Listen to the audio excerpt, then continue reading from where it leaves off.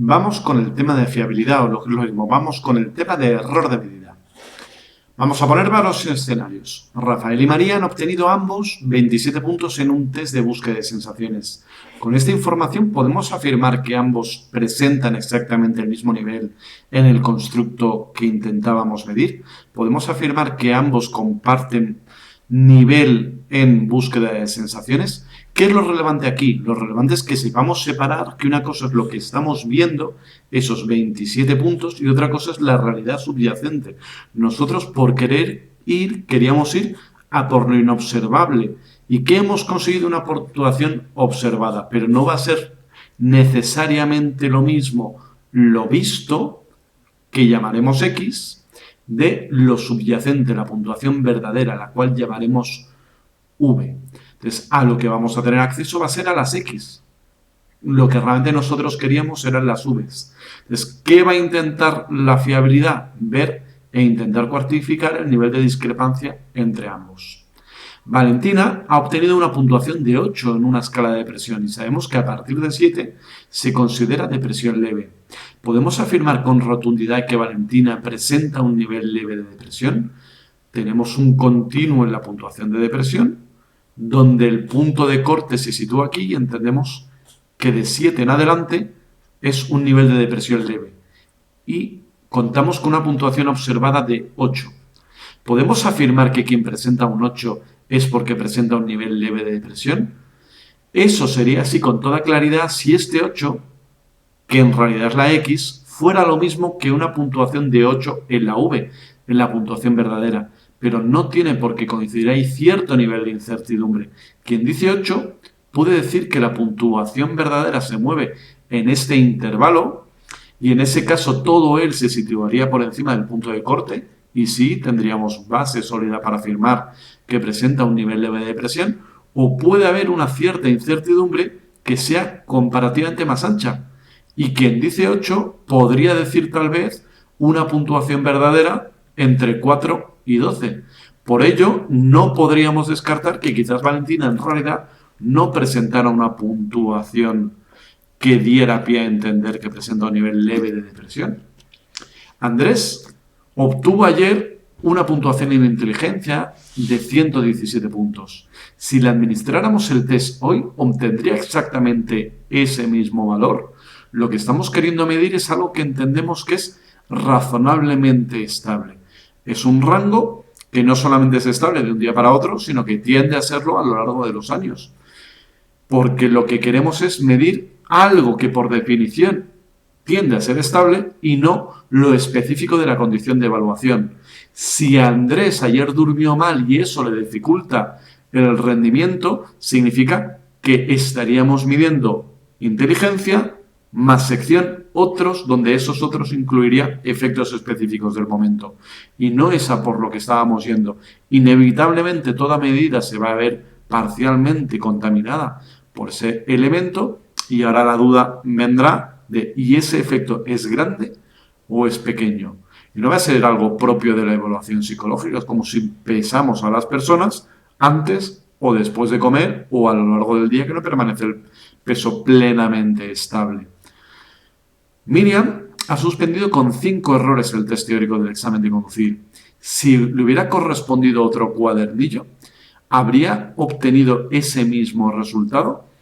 Aquí estamos en la misma situación. Nosotros queremos evaluar el nivel de conocimiento en la prueba teórica de conducción. No queremos evaluar el efecto de, oh, fíjate qué casualidad que justo me ha pasado esta prueba, este cuadernillo, y si hubiese sido otro, quizás habría aprobado. Indudablemente, de nuevo, también va a haber un cierto efecto del azar, un cierto de qué es lo que ha tocado en la prueba de evaluación, pero desearíamos que ese efecto fuera limitado. Lo mismo que en una prueba de contenido más psicológico, también puede haber un cierto efecto de ya es mala pata que justo sean estos ítems los que me hagan aparentar ser de este modo en el caso de que esa sea desfavorable. De todas las preguntas que se podían administrar relativas a regulación emocional, relativas a empleabilidad en un puesto, relativas a acoso escolar, no hemos pasado todas las preguntas de cada uno de esos constructos, sino un subconjunto. ¿En qué medida ese subconjunto mapea bien lo que queríamos medir o las puntuaciones vienen muy determinadas por justo qué preguntas son las que hemos cogido, esas y no otras? ¿Qué idea hay detrás de aquí? Que decir, y esto está tomado de los estándares de evaluación psicológica y educativa, decir que un puntaje, que una puntuación, la traducción que se hace de los estándares está más orientado al español latinoamericano, decir que una puntuación incluye error implica que existe un valor hipotético sin error. Entonces, el puntaje, lo observado, va a ser la X, que contiene una cierta cantidad de error, a diferencia de ese valor hipotético verdadero sin error. En la teoría clásica de los test, que cuenta ya con más de 100 años, este valor sin error se denomina puntuación verdadera de la persona para el procedimiento de la prueba. Se conceptualiza, se entiende que es como una puntuación promedio hipotética en un conjunto infinito de replicaciones del procedimiento de evaluación. Si pudiéramos evaluar y volver a evaluar y volver a evaluar la persona y esas repetidas evaluaciones no arrastrarán un valor con el siguiente. Quiero decir, a la hora de la verdad, si yo pregunto una y otra vez lo mismo, la vez más uno que pregunto, me acuerdo de lo que respondí la anterior. Pero en el supuesto de que fuera como una especie de viaje en el tiempo hipotético, donde yo fuera administrando una y otra vez, el promedio de todas esas evaluaciones llevaría a que el error se hubiese ido diluyendo, porque ese error que presentan las puntuaciones en ocasiones lleva para arriba y en ocasiones lleva para abajo, y a lo largo del tiempo esa puntuación tendería a estabilizarse convergiendo lo observado, el promedio de lo observado, con la puntuación verdadera. Por tanto, la puntuación observada es una variable aleatoria. ¿En qué sentido es una variable aleatoria? Que siendo esta la puntuación verdadera, lo observado va a tener una determinada distribución donde en ocasiones observado y real coinciden y en ocasiones lo observado se sitúa por encima o lo observado se sitúa por abajo. Estas distancias de observado y puntuación verdadera sería el error presente en esa medición. Entonces, como decía, la puntuación obtenida por una persona es igual a la verdadera más un cierto error. La puntuación, esa V, es la puntuación en lo que quiera que estemos midiendo, no en lo que creemos que estamos midiendo. Es necesario separar la idea de fiabilidad de la idea de validez. Si queremos medir peso con una cinta métrica, y eso es un problema, pero imaginemos que lo estamos haciendo, la V sería la altura real. ¿Por qué? Porque la medición sin error, como estoy con una cinta métrica, es de altura. Eso sería la discrepancia entre lo que mide realmente y la medición que yo recojo. Ese sería lo que abordaría fundamentalmente la fiabilidad. ¿Y de qué hablaría la validez? La validez es lo que intentaría decirnos: hijos de mi alma, hijas de mi alma, que estáis midiendo peso con una cinta métrica y por ahí vais bastante mal. Lo dicho, es conveniente separarlo. Se asume que el valor esperado del error es igual a 0. ¿Qué valor esperado? No que cada observación no vaya a llevar error, sino que a lo largo de repeticiones y evaluaciones, como a veces el error es positivo y en otras es negativo, a lo largo de muchas evaluaciones ese error tendería a diluirse, a neutralizarse. ¿Y qué va a ocurrir? Que a mayor varianza del error, en términos relativos con respecto a la varianza verdadera, mayor es el impacto del error de medida. Y así menor va a ser la fiabilidad, menor es la confianza que podemos tener en que X es un buen caracterizador de V. Veámoslo con un ejemplo que es el de dos carreras, una de corredores amateurs, una prueba más de pachanga, con gente desde que ha ido entrenando hasta gente que va disfrazada a la prueba, y una prueba de los 100 metros lisos en una final olímpica, que yo voy a tener que medir con un cronómetro. En un caso, en la prueba amateur, yo voy a tener una amplia variabilidad de tiempos de carrera, mientras que en el otro caso, todos van a estar mucho más comprimidos en sus resultados. Si yo represento por el mismo nivel de error, pongamos por ejemplo que es más menos un segundo, más menos un segundo en la prueba de aficionados, va a ser un error que comparativamente no se va a notar mucho, porque los que iban quedando los primeros muy probablemente van a seguir quedando de los primeros. Y los últimos, difícilmente un segundo más o menos les va a cambiar mucho la posición. Sin embargo, esa diferencia de más menos un segundo, aunque sea el mismo nivel de error, en el caso de la carrera de la final olímpica va a tener un impacto mucho mayor. Por tanto, la cuestión no va a ser solamente cuánto error hay, sino cuánto error hay en relación con la variabilidad original en las puntuaciones. Inconveniente, que estamos hablando de una puntuación verdadera que nos pide en gran medida un ejercicio mental, es una puntuación hipotética. O visto por otro lado, tendríamos que ser el dios de la psicometría para tener acceso a la puntuación verdadera, cosa que no resulta viable. ¿Qué vamos a intentar hacer? La psicometría va a buscar puertas de atrás para intentar cuantificar la relevancia del error, no para cada persona en concreto. Yo de una puntuación no voy a saber el tamaño del error ni el signo del error, pero voy a poder saber para el conjunto de las puntuaciones aproximadamente qué impacto está teniendo el error de medida. Si yo estuviera midiendo en clase la altura de las personas a través de unos medidores que están con tembleque en las manos, yo no podría decir que el 1,60 que veo para una persona lleva error o lo deja de llevar. Yo de ese 1,60 no podría asegurar nada más allá de que forma parte de un proceso de medición cargado de error, pero quizás ese 1,60 justo en ese caso coincide con que la persona que hemos medido efectivamente medía 1,60 m. ¿Por qué no voy a poder informar de el error de personas individuales? Porque yo a lo que tengo acceso es a la puntuación observada y al no tener acceso a la puntuación verdadera, difícilmente puedo cuantificar el error. Visto por otro lado, si yo supiera el error de cada observación, lo podría corregir automáticamente y tener acceso a la puntuación verdadera. Entonces, ¿qué va a pasar? Que yo tendré que tirar para adelante con las puntuaciones observadas, pero al menos ser consciente del tamaño y de la potencial impacto que va a tener el error de medida. ¿Es relevante la fiabilidad? Veámoslo con el equivalente a lo que podría ser una evaluación educativa en la cual el aprobado lo pusiéramos en el 5. Aquí tenemos las notas reales y aquí tengo las notas estimadas, la puntuación en el examen.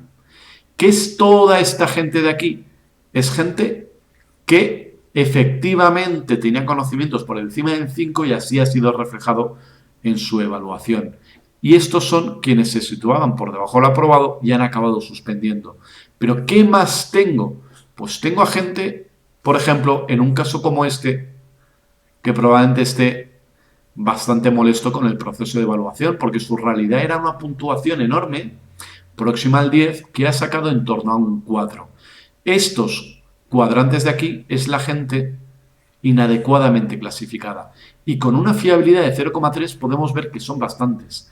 Y lo que es todavía más importante, ver que cuando yo aumento la fiabilidad, la cantidad de personas erróneamente clasificadas tiende a bajar.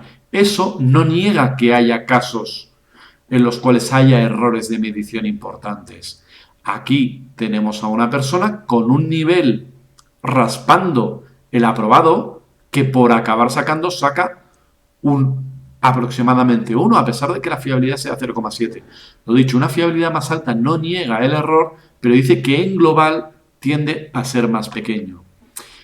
Sobre estos escenarios simplificados, donde contamos con fiabilidades de 0,3, 0,5 y 0,7, ¿cuáles son en estas tablas los errores de clasificación? Los errores de clasificación los tengo aquí, porque esta era una persona que por nivel debería haber suspendido y que ha obtenido un aprobado, y aquí tenemos el patrón contrario, personas que merecerían el aprobado y han acabado obteniendo un suspenso. Con una fiabilidad de 0,3 son sobre un total de 500, 160, que pasan a bajar a solamente 90, cuando ha aumentado sensiblemente la fiabilidad. La fiabilidad plena sería la idea de que no hay el menor error de medida. Entonces, esto para decir que ¿es relevante la fiabilidad? Es relevante. Un modo de entenderlo es como darle un golpe en la mesa que desordene las puntuaciones, de tal modo que a veces van a saltar hacia un lado u otro, o van a poder saltar hacia otro lado, pero que ese modo de saltar las bolas, que fuera la evaluación de cada persona al dar el golpe en la mesa, claramente va a tener impacto porque las va a desordenar y en ocasiones va a hacer que crucen algunas líneas con posible impacto relevante en el modo de interpretar esas puntuaciones. ¿Cuáles son las posibles fuentes de error? Básicamente vamos a mirar tres. Uno, el muestreo de ítems. ¿Qué pasaría si el test estuviera compuesto por otros ítems, incluso bajo la idea de que presentan una adecuada validez de contenido?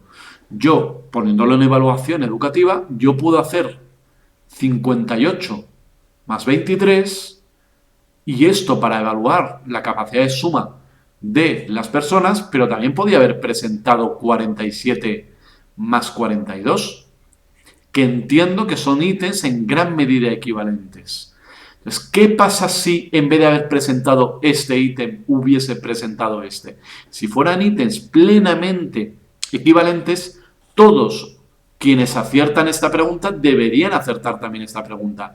Quienes fallan esta pregunta también deberían fallar esa, pero no voy a encontrar eso.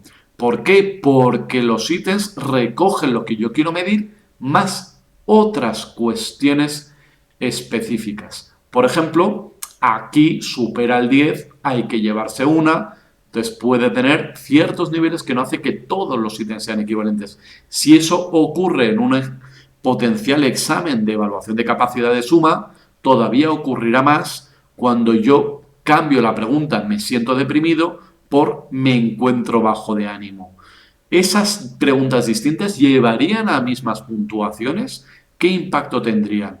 ¿Cómo vamos a intentar analizar esto? A través del análisis de ítems y la consistencia interna que evaluaremos con el alfa de Cronbach.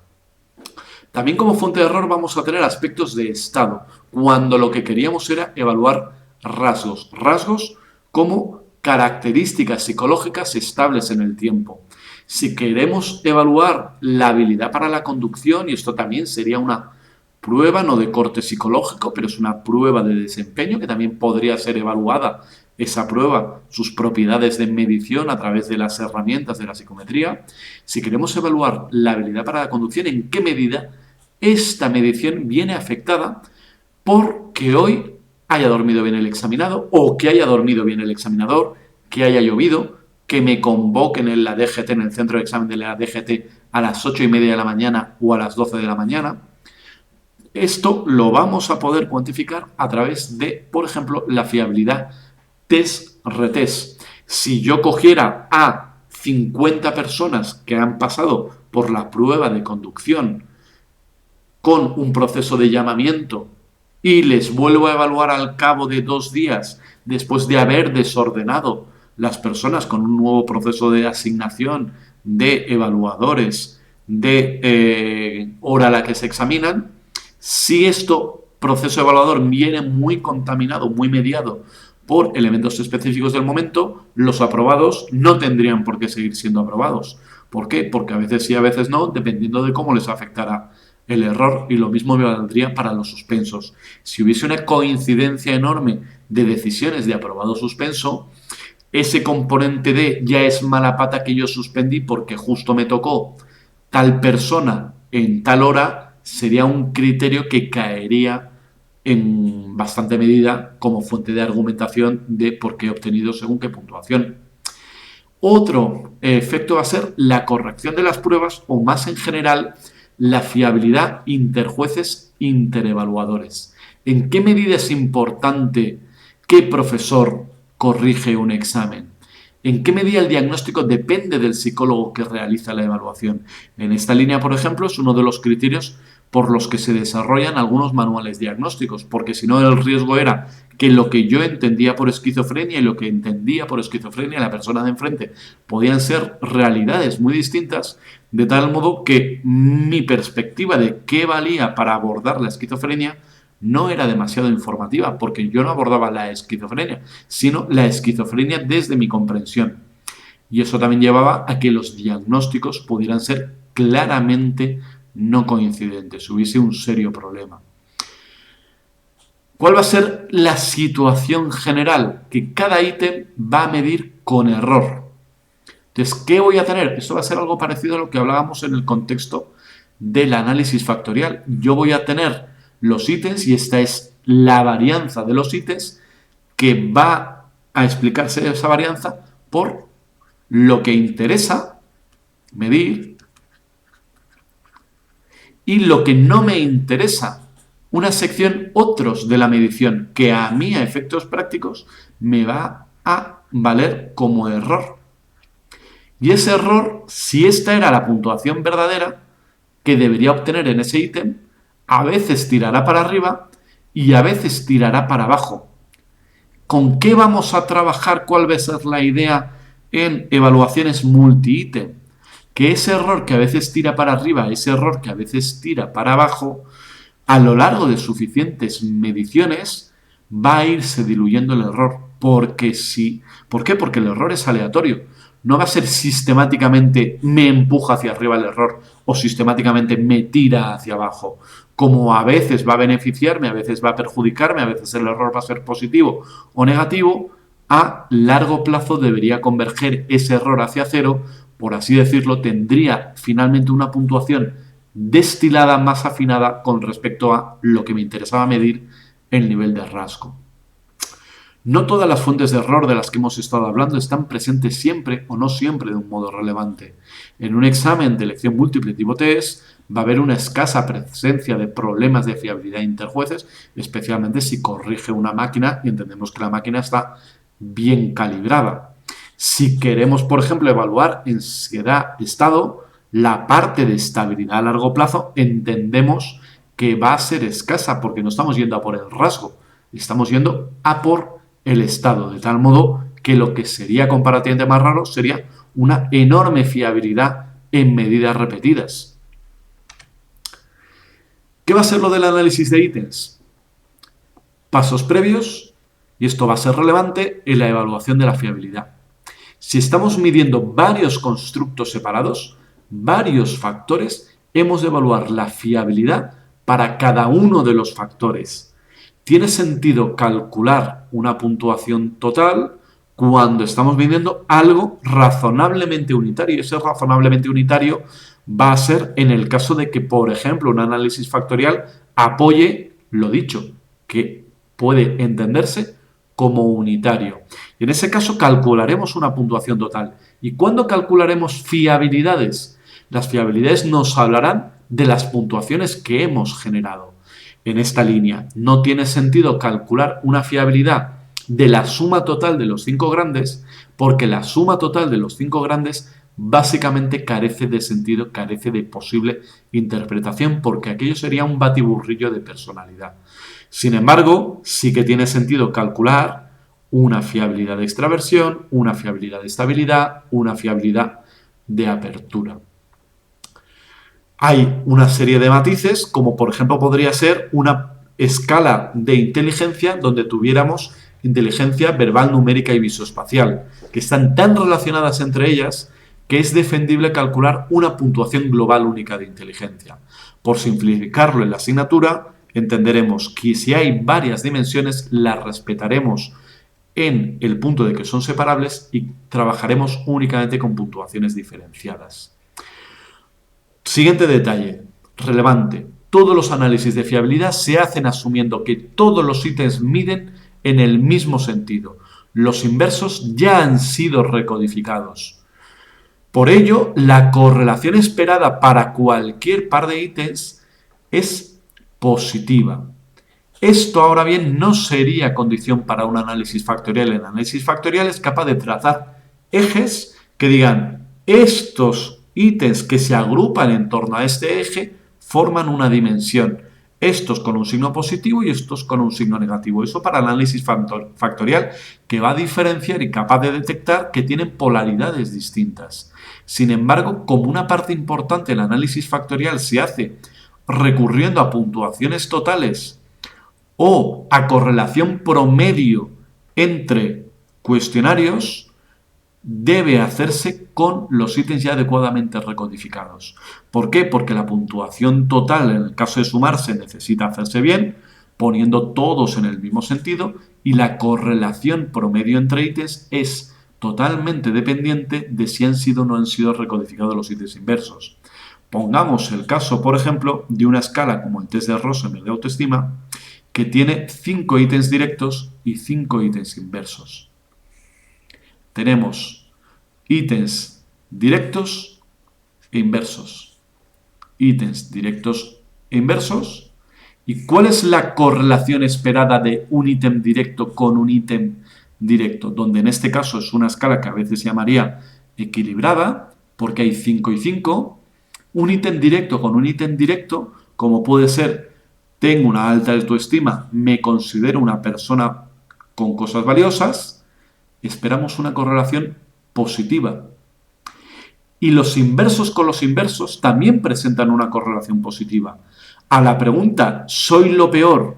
Y al ítem ¿no valgo para nada? Esperamos el mismo patrón de respuesta. A más soy lo peor, más no valgo para nada. La correlación también sería positiva. Sin embargo, un directo con un inverso evalúan en polaridades, en sentidos discrepantes, y a más creo que soy bueno en cosas, menos creo que soy lo peor. Si yo digo que soy bueno, digo que no es verdad que sea terriblemente malo. Entonces, aquí las correlaciones serían inversas, lo mismo que aquí. De tal modo que si yo hiciera la correlación promedio entre todos los ítems, podría darme de aproximadamente 0 o un valor muy bajo. Esto para ilustrar por qué es necesario en el análisis de fiabilidad tener en cuenta que todos los ítems tienen que presentar la misma polaridad, haber sido recodificados en el caso de haberlos. Entonces, no tiene sentido calcular, esto también como detalle, calcular fiabilidad cuando no hay una puntuación total detrás de ello. Si yo le he preguntado a las personas su orientación sexual, su género, si tienen una relación de pareja y su edad, de esas preguntas no voy a hacer un combinado. ¿Por qué? Porque no hay nada común que haya entre ellas como para hacer interpretable esa puntuación total. Entonces, en una situación como esta, no evaluaríamos fiabilidad, o al menos no evaluaríamos fiabilidad como combinado de preguntas. Entonces, ¿cómo vamos a poder saber qué ítems son los inversos? Primero, y como paso previo, vamos a necesitar tener clara la interpretación deseada para las puntuaciones. ¿Queremos que puntuaciones altas sean de estabilidad emocional o de neuroticismo? Porque vienen a ser equivalentes. Vienen a ser equivalentes solo que dada la vuelta. Si estuviéramos todos en la misma clase, en el mismo aula y el techo estuviera razonablemente bien construido, yo podría medir la altura viendo cuánto desde el suelo nos levantamos hasta la cabeza o cuánto queda desde nuestra cabeza hasta el techo. Serían medidas equivalentes, con una salvedad de que el que puntuara muy alto en desde el suelo hasta la cabeza, puntuaría muy bajo el desde la cabeza hasta el techo. Pero quitando esa relación plenamente negativa, esa correlación de -1, serían indicadores equivalentes. Necesitaría tenerlo muy claro cómo hemos medido para saber cuál es la correlación esperada, en un caso así, entre altura y peso. Porque no sería lo mismo altura que lo que queda hasta el techo. En un caso la correlación sería positivo, en otro negativo. Todo esto para decir que va a haber ocasiones en las cuales necesitemos aclarar ese elemento. No va a ser lo habitual. Lo más estándar es que puntuaciones altas sean más de lo que quiera que esté midiendo, de lo que le da nombre a la escala. Lo normal es que en una escala de autoestima, puntuaciones altas sea presencia de autoestima, no ausencia de autoestima. Lo habitual, lo deseable es que en el caso de haber ítems inversos, estos vengan directamente marcados en las instrucciones o en las características del cuestionario. Y lo mismo el modo de puntuar, que se diga qué ítems hay que darle la vuelta y si esto va a ser una suma de ítems, va a ser un promedio de ítems. A falta de información adicional, lo normal es que trabajemos con suma de ítems. En el caso de no contar con esta información, una alternativa sencilla es leer atentamente los ítems y colocarnos en un escenario de persona extrema. Voy a intentar responder como una persona de tremenda autoestima o de tremenda falta de autoestima para ver cuándo me están discrepando las respuestas y no me voy siempre a donde debería marcar algo coherente en el caso de que sume puntos con el modo que se supone que he de recoger. Un camino más largo que yo no recomiendo es realizar un análisis factorial y ver las discrepancias en signos de las cargas. ¿Por qué no lo recomiendo? Porque un análisis factorial, por ejemplo, en la escala de autoestima de Rosenberg, me diría que hay 5 ítems con carga positiva y 5 ítems con carga negativa. Pero los positivos, los que presenten la carga positiva, no tienen que ser los ítems que miden a favor de la autoestima. El ítem soy lo peor podría tener una carga factorial positiva. Y el valgo para algo la tendría en el otro sentido. Lo que voy a encontrar es la discrepancia. Pero si lo hiciera por esta vía, que creo que puede dar pie a más riesgo que lo que es la pura lectura de ítems, tendría que tener mucho cuidado y acabar leyendo los ítems para definir cuál es la polaridad y si efectivamente lo que para el factorial eran cargas positivas, yo lo voy a entender como los directos o en realidad las cargas positivas eran de inversos. ¿Y cómo vamos a recodificar? El modo, como lo hemos visto a lo largo de la asignatura, es en transformar, recodificar en distintas variables. ¿Cuál va a ser la idea del análisis de ítems? Que si el ítem A está evaluando lo mismo que el resto de ítems que evalúan ese constructo, el ítem A correlacionará con la puntuación total de ese constructo. Tengo aquí estas 8 preguntas que evalúan satisfacción con la experiencia universitaria, con cosas como me gusta cómo se va desarrollando mi paso por la universidad. ¿Este ítem mide satisfacción? Sí, mide satisfacción, pero de nuevo está midiendo una sección de otros. Como digo, si yo agrupo 8 ítems, esa sección de otros, como a veces tira para arriba puntuaciones y a veces la tira para abajo, esta sección de otros, en el acumulado de los 8 ítems, va a haberse ido diluyendo, va a ser comparativamente más bajo. Probablemente no lo haya neutralizado por completo, pero sí que ha ido hacia abajo. De tal modo que si yo correlaciono el ítem 2 con el conjunto de todos los ítems, estaré correlacionando un marcador de satisfacción, ítem 2, con una medida de satisfacción bastante depurada de error. ¿Y cómo debería correlacionar? Debería correlacionar de forma positiva. ¿Por qué? Porque comparten lo mismo. ¿Y por qué no plenamente? Porque los ítems incorporan mucho error, bastante error. Y el error es como inestabilidad en la medida y dificulta o hace directamente inviable que las correlaciones puedan ser altísimas. Si yo midiera con 2 personas con tembleque la altura de las personas de clase, las 2 alturas recuperadas no correlacionarían 1. ¿Por qué? Porque vuestra altura y vuestra altura sí que correlaciona 1, pero vuestra altura mal medida con vuestra altura mal medida no puede correlacionar 1. ¿Y qué vamos a hacer también? Tener en cuenta que puede ser un potencial problema correlacionar el ítem 2 con el agregado de las 8 preguntas. ¿Por qué? Porque el agregado de las 8 preguntas ya incluiría el ítem 2. Y una variable ha de correlacionar con una variable compuesta en la cual ella misma se haya visto incluida. ¿Qué quiero decir con esto? Si yo sumara las 8 preguntas, a más me siento motivado con los estudios, más puntuación total cabe esperar. ¿Por qué? Porque la puntuación total contenía el ítem 2. Entonces, como el ítem 2 aporta puntuación, más de ítem 2, más de conjunto de todos los ítems. ¿Qué se va a hacer, por tanto? Correlacionar el ítem con el agregado de todo menos ese ítem en concreto.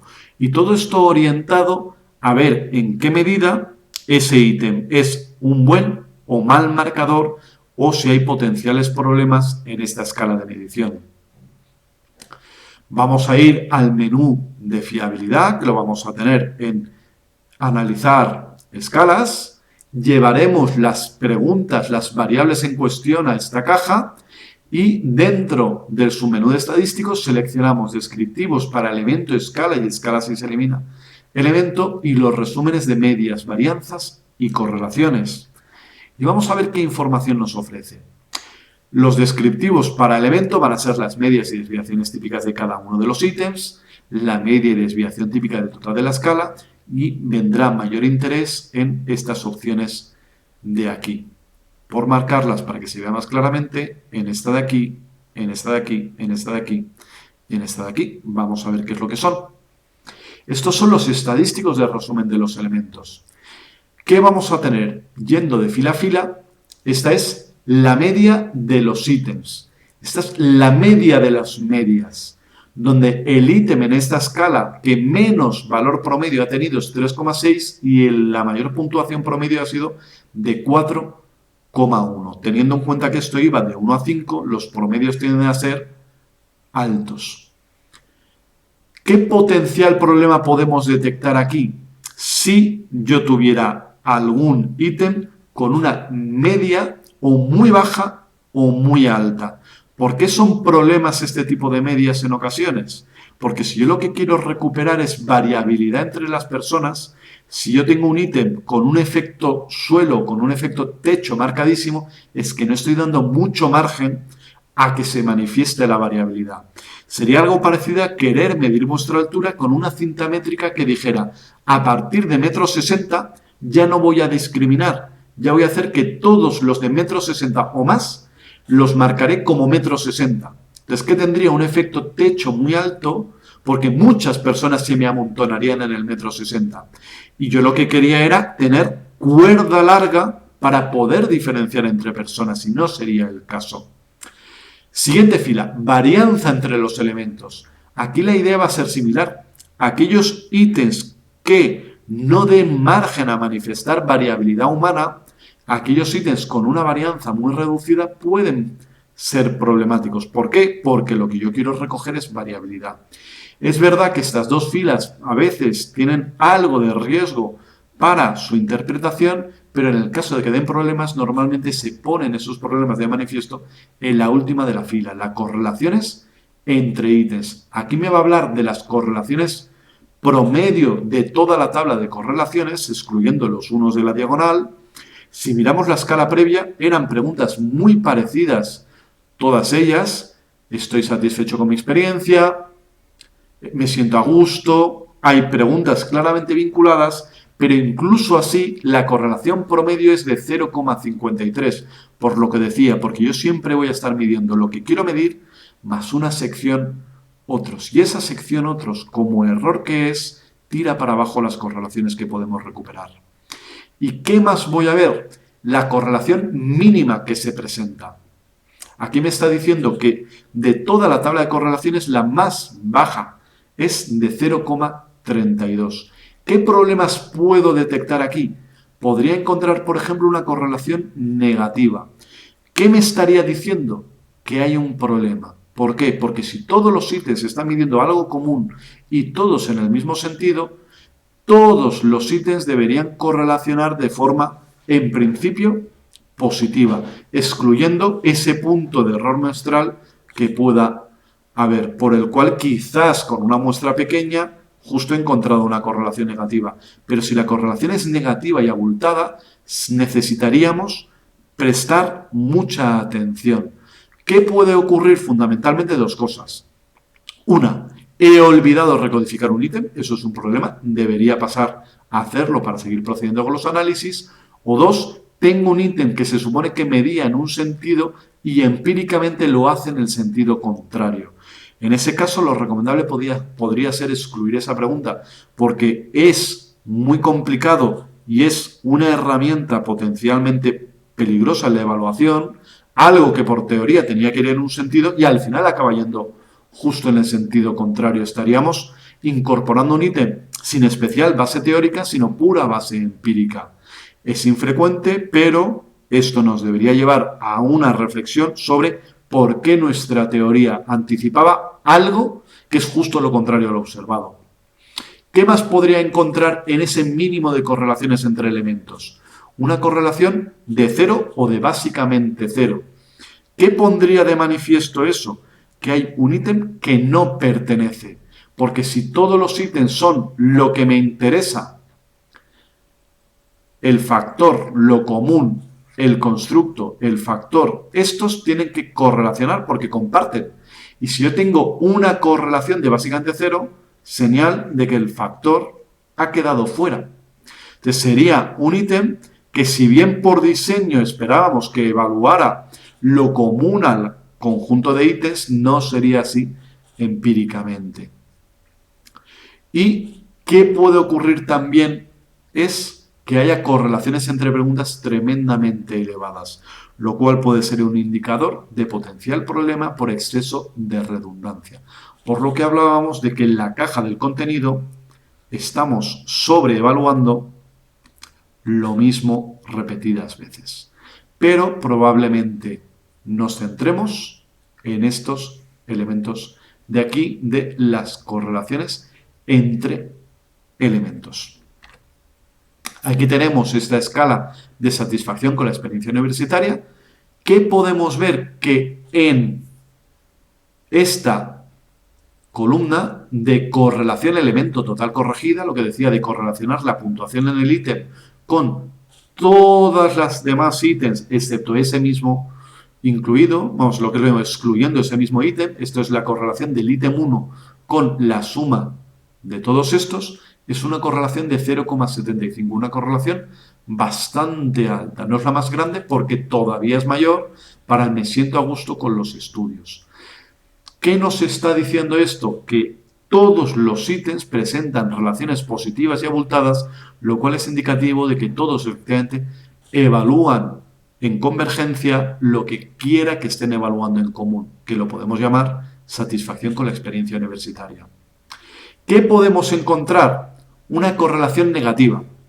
Lo que decía, mala señal. Señal de que ese ítem está evaluando en sentido contrario. O bien porque no lo he recodificado, malo, o porque empíricamente va al contrario de lo teóricamente esperable. Y esa alternativa casi que es peor.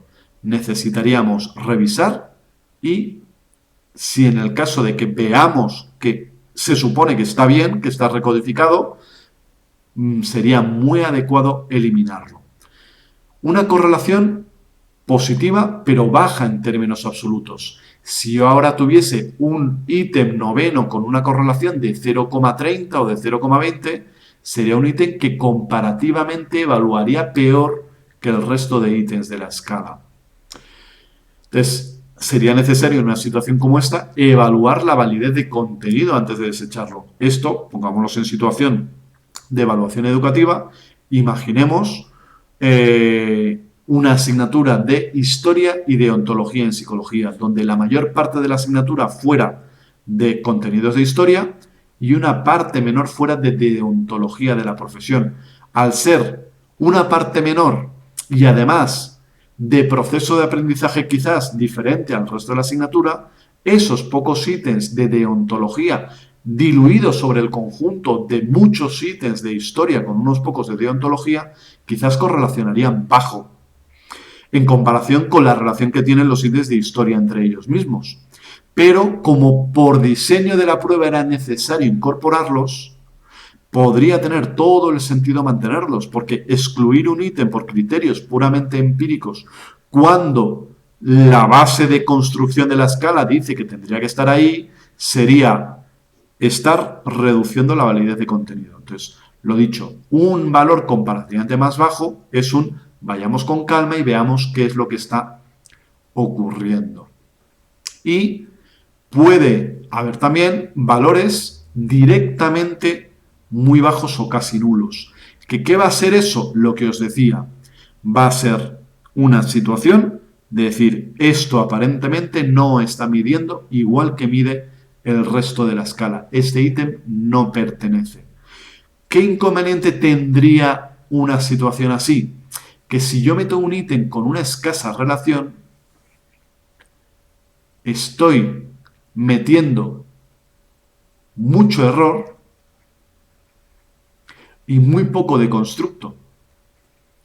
Entonces, cuando yo generara una puntuación total, incorporando en esa puntuación total un ítem básicamente dominado por el error, estaría como metiendo un pequeño mazazo en la medición. Entonces, ¿qué es lo que espero? Yo espero de las preguntas que administro que, si bien van a llevar error, ese error sea suficientemente escaso en comparación con la cantidad de información aportada de constructo como para que se justifique la incorporación de ese ítem.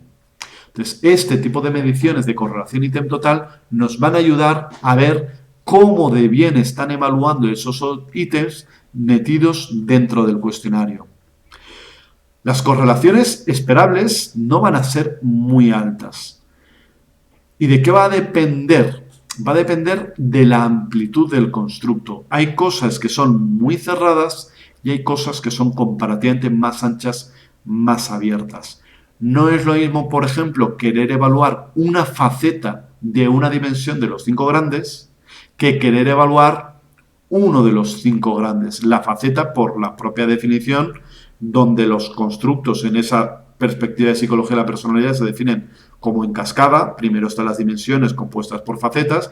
Las facetas caen más abajo hacia un nivel más concreto. Luego, las correlaciones de los ítems de la faceta serán más altas que las correlaciones de los ítems del total de la dimensión.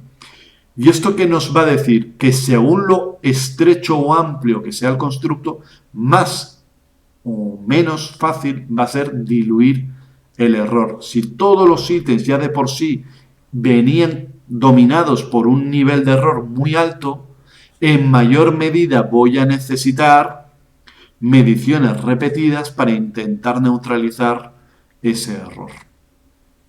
Aquí tenemos una escala de evaluación de la autoestima física de 7 ítems, donde en este proceso, ¿qué encuentro? Vamos a ver primero la tabla de abajo. Yo encuentro que las correlaciones promedio entre ítems son bajísimas.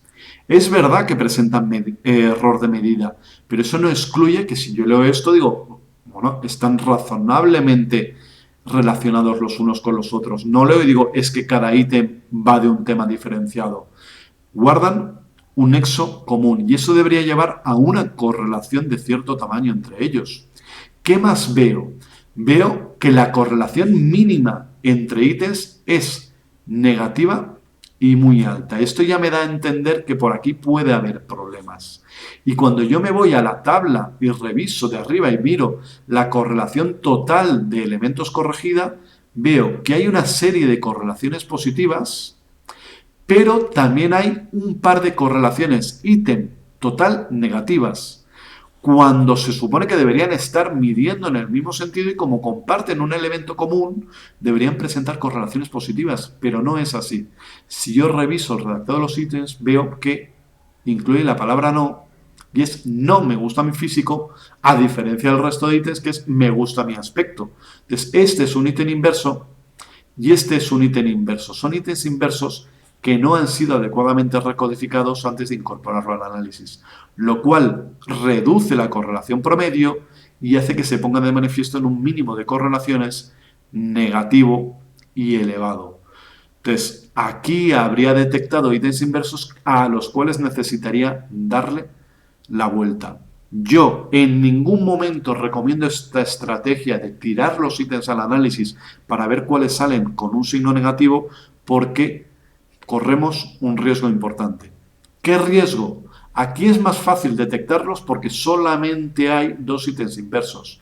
Si yo tuviese 5 y 5, como el total, o bueno, mitad y mitad, o una cantidad más apreciable de una proporción más próxima, mitad-mitad, de directos inversos, como la puntuación global es básicamente ruido porque es mezclar cosas que están tirando en sentidos opuestos, por lo tanto la correlación ítem total serían todas próximas a cero, porque el acumulado de puntuación total a lo largo de los ítems sería un batiburrillo de cosas, como digo, que empujan en sentidos opuestos, por lo que no tendría un patrón de correlaciones fácilmente interpretable. Entonces, la idea de meto los ítems y ya detectaré cuál presenta una correlación ítem total de signo opuesto puede dar pie a diferentes problemas, a diferentes errores.